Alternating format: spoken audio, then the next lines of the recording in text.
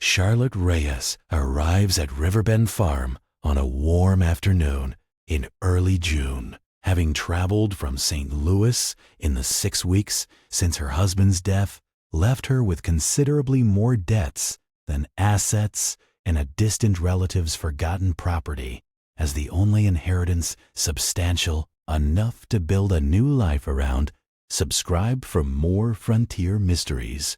Now back to the story. Her husband had worked as a clerk for a shipping concern along the St. Louis waterfront. Steady but unremarkable work that had never allowed them to accumulate much beyond the ordinary comforts of a small rented house. And his sudden death from a fever that took him within a week left her with funeral costs and outstanding debts that consumed nearly everything they had managed to save. The letter describing Riverbend Farm arrived from a cousin of her husband's, she had never mentioning almost as an afterthought that the property had been sitting unclaimed on the county rolls for years and could likely be had for whatever token sum the clerk was willing to accept, which turned out to be $6, a sum so modest she merely did not believe the letter's accuracy until she confirmed it herself at the county office. The farm sits close enough to the Missouri River that she can hear its particular working murmur from the front porch,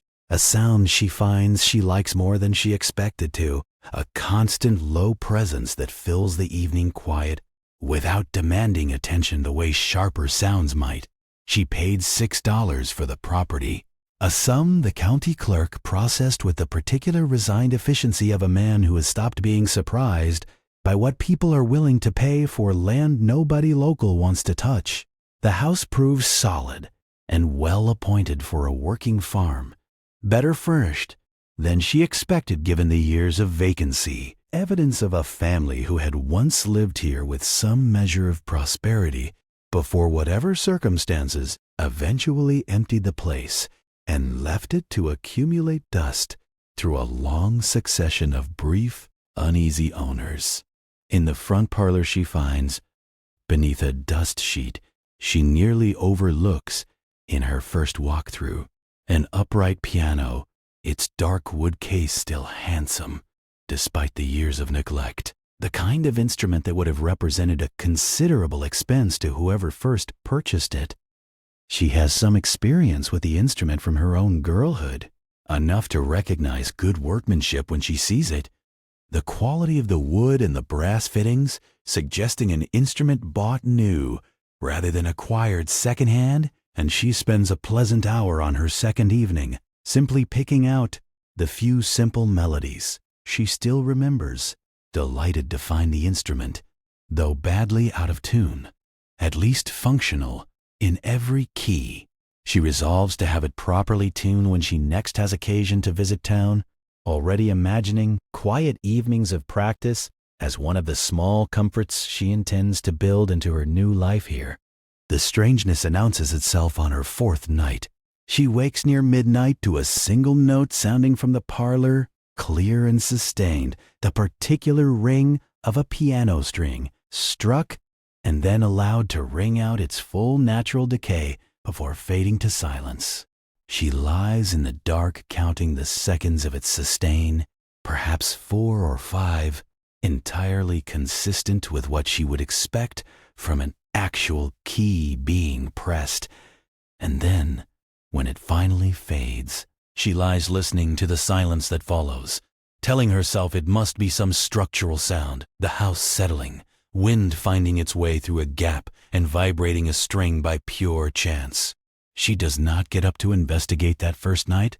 though she does not sleep well afterward either, and in the morning she examines the piano carefully and finds nothing amiss. No obvious cause for a string to sound on its own, the keys and hammers all functioning normally when she tests them herself. She lies in the dark for a long while after the sound fades, turning over in her mind every ordinary explanation available to her. The house settling in the night temperature. She has heard of this old timbers contracting and producing sounds that can, in certain conditions, resemble musical tones. A mouse or other small animal inside the instrument's case.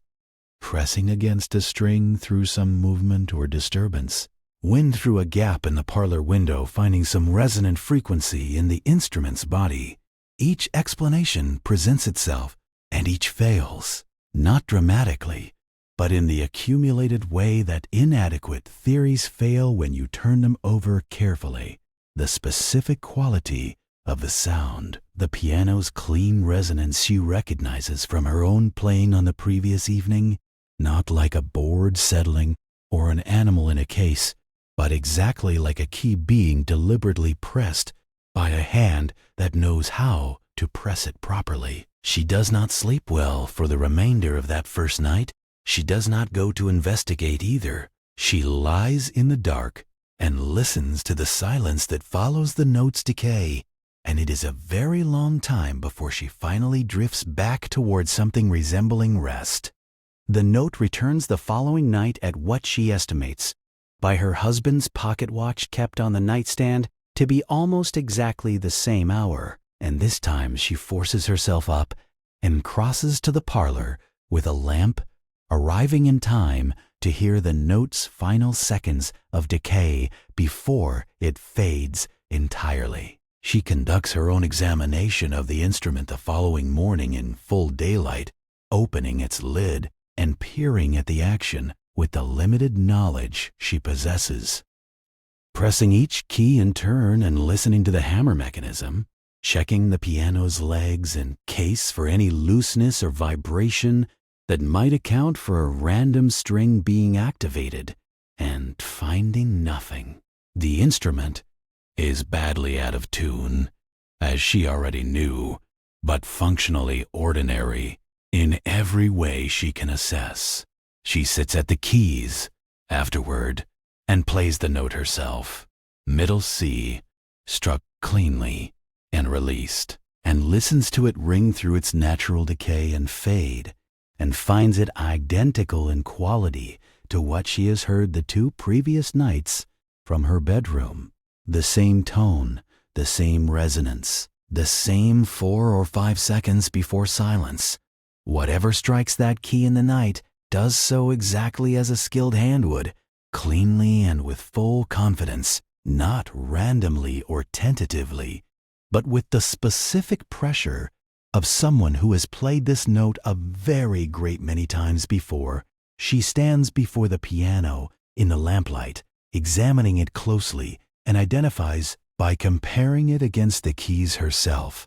that the note is a middle C, struck cleanly and allowed its full natural resonance, precisely the sound the instrument would produce if a skilled hand pressed the key with practiced, deliberate pressure and then released it to ring freely. No hand is visible. No hand could plausibly have reached the keys and withdrawn in the brief interval between her hearing the note and reaching the room. She stands there for a long while afterward, in the quiet parlor, waiting to see if it will sound again. It does not, that night or any subsequent night, more than once. Beckett Moss, from the ferry landing spread 2 miles upriver, rides over during her second week. The standard introduction she has come to expect from neighbors curious about a new arrival on a property with an evident history. He is sun-darkened and light-haired and asks, with the particular carefulness of a man broaching a subject he expects to be delicate, whether she has found the piano yet. When she confirms this and describes the nightly note, his expression settles into recognition rather than surprise, and he tells her that the piano's reputation is well known throughout the county. Though few people have actually heard it themselves, most previous occupants of the farm having chosen not to stay long enough to become fully accustomed to it. He describes, when she presses him for more detail, the general shape of what people in the county believe about the Riverbend piano, a patchwork of second-hand accounts and half-remembered family stories that agree on the essential facts. A single note, sounding nightly, always the same, always at the same hour, but disagree considerably on the particulars beyond that, some claiming the note grows louder in certain seasons others insisting it has never varied in the slightest across the decades anyone can recall. He tells her he has never heard it himself, having only ever visited the farm during daylight hours in the brief periods between owners,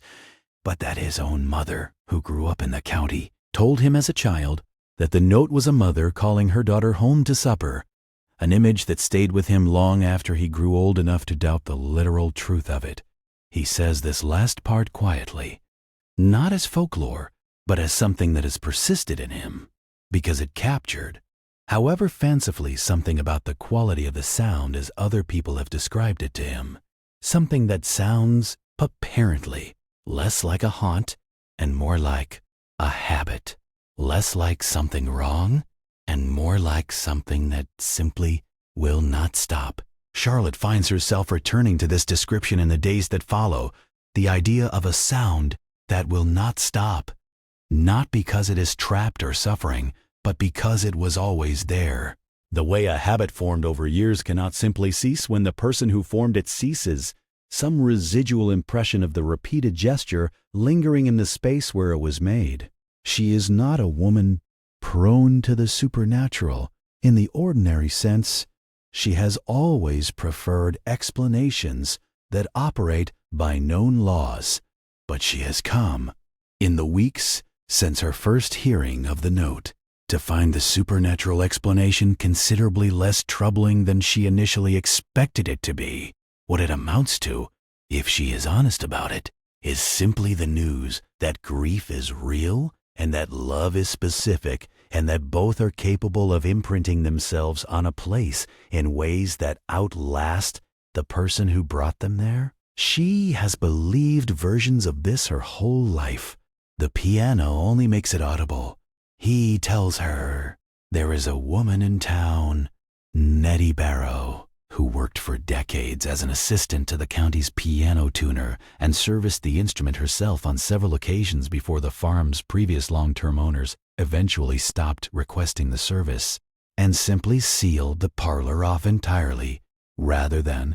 continue living alongside the nightly sound. He offers to take her there, and Charlotte, who has already resolved to understand this mystery rather than simply endure it, accepts immediately, and they arrange to ride into town together within the week. Nettie Barrow receives them in a small house at the edge of town, elderly and precise in her recollections, the particular sharpness of a woman whose trade required exacting attention to minute variations in sound and who has evidently retained that attention well into her later years. She confirms she serviced the Riverbend piano on 4 separate occasions across a period of roughly 15 years, tuning it and inspecting its mechanism, each time at the request of the family who owned the farm during those years, and she tells Charlotte, without prompting, that the instrument itself showed no mechanical explanation for the nightly note during any of her inspections. No loose string, no faulty hammer mechanism. Nothing that would account for a middle C sounding on its own, with the specific clean resonance Charlotte has described. She adds that she examined the instrument with particular thoroughness on her final visit specifically because the family had by then become desperate for a mechanical explanation they could act on, and she found, to her own professional frustration, absolutely nothing amiss in the piano's construction that any tuner's expertise could identify or correct. What Nettie remembers most clearly concerns the piano's original owner, a riverboat captain's widow named Clara Ashford, who purchased the instrument new from a St. Louis dealer in the early 1850s and installed it in the parlor with considerable ceremony, it being, by all accounts, the finest piece of furniture the farm had ever contained. Clara Ashford's daughter, a girl named Eliza, of perhaps 12 at the time, was learning to play, and the middle C, Nettie explains, was the very first note the girl's teacher had her practice the anchor note, from which all subsequent lessons proceeded. The note the girl struck over and over in her earliest weeks of instruction, before she had learned enough to move on to anything more complex. Nettie herself was a young girl at the time, living nearby, and remembers hearing Eliza's daily practice drifting across the fields on warm afternoons, the same note struck patiently again and again, with the particular unhurried repetition of a child determined to get something exactly right before moving forward. The daughter drowned in the Missouri River during the family's second summer at the farm. Nettie tells Charlotte, swept away in a sudden current while wading near the shore with friends. Her body recovered 3 days later some distance downstream, a tragedy that Nettie remembers the whole county grieving, alongside the family, Eliza having been,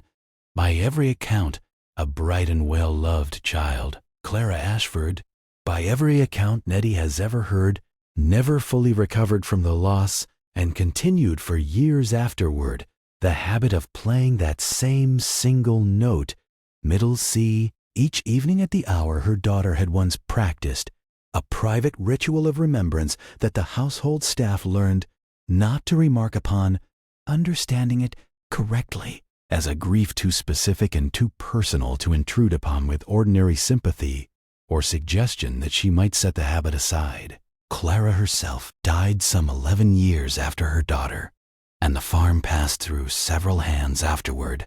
none of whom, as far as Nettie knows, ever heard the note played by any living hand again. It began sounding on its own by the accounts she has gathered over the decades, sometime shortly after Clara's own death, at the same hour, the same note, the same duration, exactly as though the habit of a lifetime had simply continued past the point where any living person remained to maintain it. Nettie pauses at this point in her account and tells Charlotte something she says she has never shared with any previous owner of the farm who came to ask her about the piano, that she has always privately believed the note is not Eliza reaching out from wherever the dead reach out from, but Clara herself, still faithfully keeping the evening ritual she built her grief around for 11 long years, continuing it now in whatever form a devoted mother's habit takes, once the woman who formed it has also passed beyond the world that required it. Charlotte rides home, turning this over with the particular tenderness of a woman who understands, from her own recent widowhood, something of the specific weight grief can carry when it has nowhere adequate to be placed. She thinks about Clara Ashford playing that single note each evening at the hour her daughter once practiced for 11 years, until the habit had become as natural and as necessary as breathing, less a ritual of grief than simply a fact about how Clara moved through evenings after Eliza was gone. She understands this. She has her own version of it, small, private habits she maintained after her husband's death that she could not easily explain to anyone who had not similarly lost someone, central to the texture of their daily life. The way a loss of that kind rewrites the ordinary grammar of your hours. She resolves to leave the piano exactly as she found it, tuned, but otherwise undisturbed, and to let the nightly note continue its pattern without interference, finding in Nettie's account not a source of alarm, but something closer to a private sorrow she has, in some small way, become the custodian of. She thinks about what it means to be the custodian of someone else's grief, even a grief this old and this attenuated, and finds she has no objection to the role. She is a widow herself. She knows what it is to carry loss forward into daily life and let it sit alongside the ordinary business of living. There is nothing frightening about a note played faithfully each evening for a child who loved the instrument and a mother who loved the child. There is something she decides in the last miles before the farm comes back into view that she would call honorable, if honor can extend across the ordinary boundary of a life into whatever comes after. She begins, in the evenings following her visit to Nettie, developing a nightly practice of her own, sitting in the parlor herself at the hour just before the note is expected, not waiting in fear or dread, but in the deliberate, attending spirit of a person who has decided that a presence this patient and this harmless deserves to be consciously acknowledged rather than simply endured. She reads or writes letters or sits with a cup of tea, the parlor lamp low, the river audible through the window, and waits for the note the way she might wait for a clock to chime, with the particular ease of someone who has incorporated an unusual feature of their household into the ordinary rhythm of their evenings. She is surprised, the first night she sits this way deliberately, to find how much the quality of her experience changes when she attends to the note intentionally, rather than simply being startled by it, how the same sound carries when she is ready for it, something she might almost describe as a particular kind of company. Julian Pruitt of the Pruitt River and Port Company arrives during her 5th week, his interest rooted in his company's plans to expand river access facilities along this exact stretch of the Missouri, plans that require, he explains with practiced courtesy, precisely the kind of riverfront acreage her farm represents. He names a generous figure. She declines it, both from genuine attachment to the property and from a growing sense, unspoken but firmly held, that leaving Riverbend now would mean abandoning something she has come to feel a genuine responsibility toward. He receives her refusal with a composed smile that does not entirely disguise his displeasure, and tells her, before he leaves, that he trusts she will reconsider once she has had more time to weigh the practical difficulties of maintaining a farm alone against the considerable comfort his offer would provide. He does not take the refusal gracefully, and in the weeks that follow she documents, with the same careful ledger-keeping she has applied to the piano's nightly pattern, a campaign of harassment entirely familiar in its particulars: cut fences, spooked cattle, riders at the property line moving with the deliberate purposefulness of men sent to intimidate rather than simply passing through. She observes, as she documents each incident, that whatever is happening in the parlor each night remains entirely unaffected by the human trouble outside, the note arriving faithfully at its accustomed hour through the worst of the harassment, as it arrived through the quietest evenings, punctual and clean and entirely indifferent to Pruitt's company's ambitions. She finds this, in its own small way, a comfort, the piano's faithfulness during difficult weeks, a kind of reminder that the property contains something considerably older and considerably more settled than any human trouble can disturb. She catches one of his hired hands directly on her property in her 8th week, attempting to tamper with her well pump under cover of darkness, and though he flees before she can identify him clearly, he leaves behind a tool stamped with the mark of Pruitt's Company Depot, evidence concrete enough to bring before the county deputy, alongside her careful ledger of dates and incidents. The resulting investigation moves steadily toward a court date, aided considerably by testimony from 2 other riverfront landowners who have experienced similar pressure from Pruitt's Company in recent years, and have been waiting, much as Charlotte has now provided the occasion, for a case strong enough to bring the pattern fully into the open. Beckett sits with her in the parlor on each of the trial's 3 evenings, and each evening the note sounds at its accustomed hour while they wait for the following day's proceedings to resolve what they hope they have built carefully enough to actually resolve. Charlotte finds on each of these evenings that the note's arrival feels less like a coincidence and more like a kind of solidarity. Whatever remains of Clara Ashford's nightly habit, apparently unimpressed by the human drama unfolding in its parlor, and content simply to do what it always does, right on time, regardless. She says this to Beckett on the 3rd evening, the night before the verdict, and he laughs quietly in the lamplight, which is perhaps not the most appropriate response, but is the real one. And she laughs too, and they sit together, listening to the last seconds of Middle Sea fade into the sound of the river, and it occurs to her, sitting there,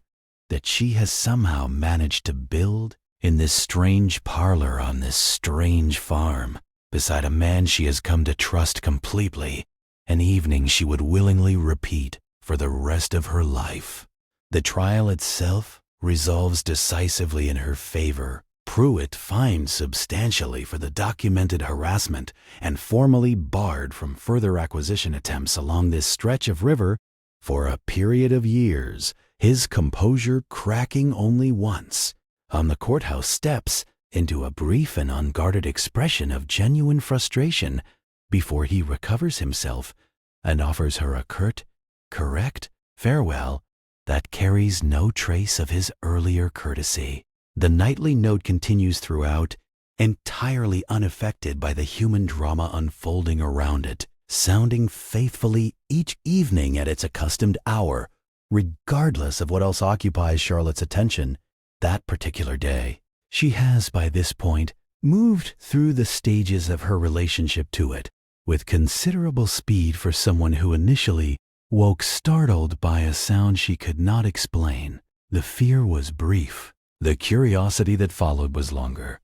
The understanding that came through Nettie changed something fundamental in how the note sits in her experience of the farm, shifting it from the category of things to be cautious about into something closer to the category of things that simply are immovable and particular to this place, like the sound of the river or the specific quality of Missouri River Valley light in the late afternoon. She develops, over the months that follow, a quiet, nightly practice of her own, sitting in the parlor a few minutes before the note is due, waiting for it in companionable silence rather than startled alertness, and she finds over time that she has come to think of it not as a haunting in any frightening sense, but as a small, faithful act of remembrance continuing across decades,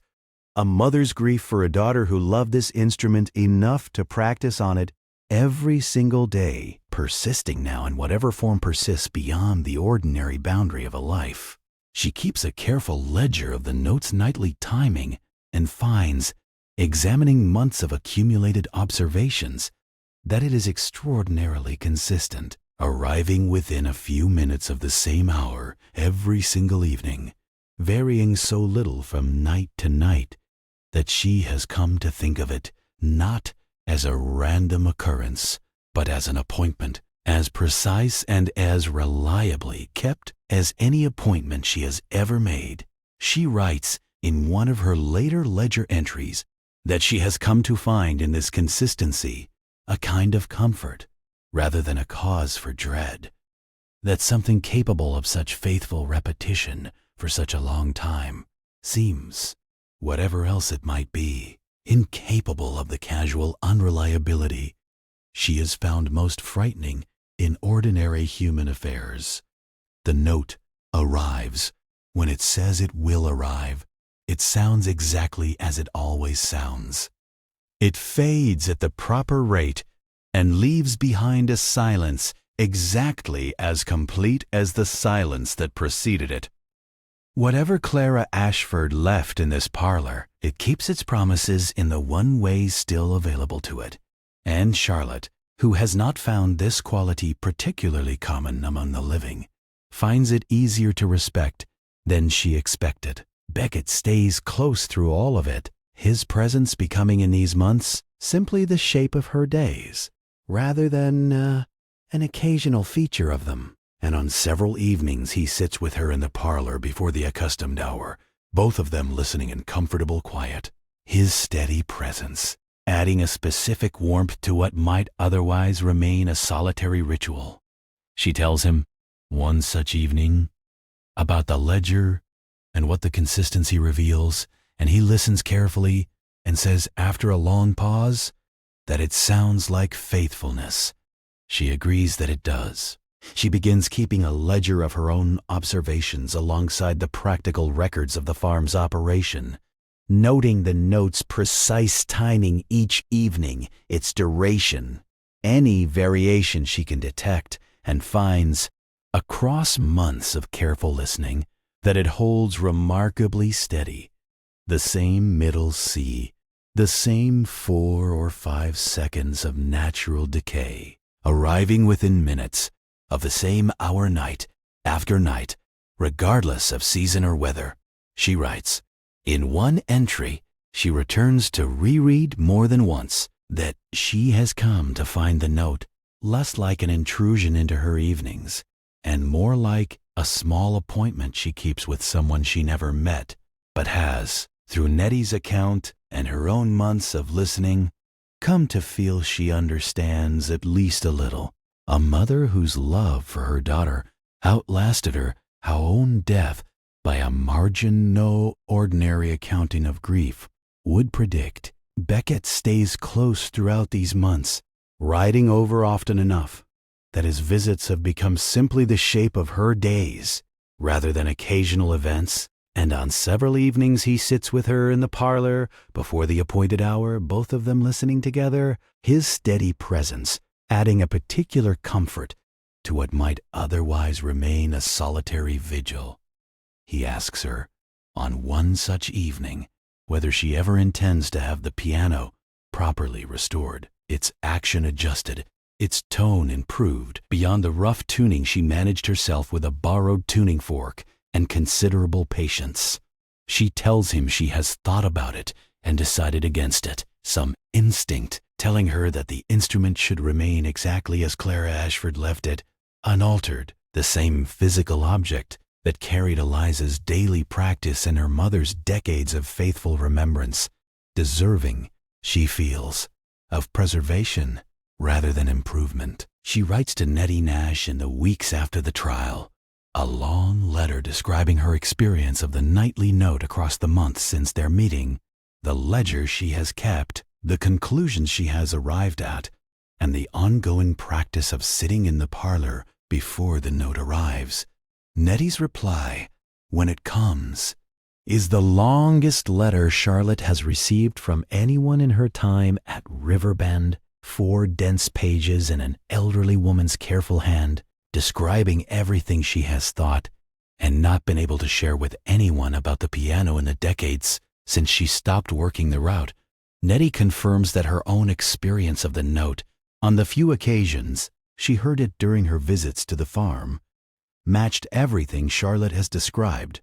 the specific quality of the resonance, the duration, the cleanness of the decay, none of it resembling any accidental mechanical vibration she had encountered in a professional lifetime of handling these instruments. She writes that she has always believed Nettie's theory about Clara Ashford was not merely sympathetic but accurate, and that she considers Charlotte's decision to stay on the farm and to attend the note deliberately,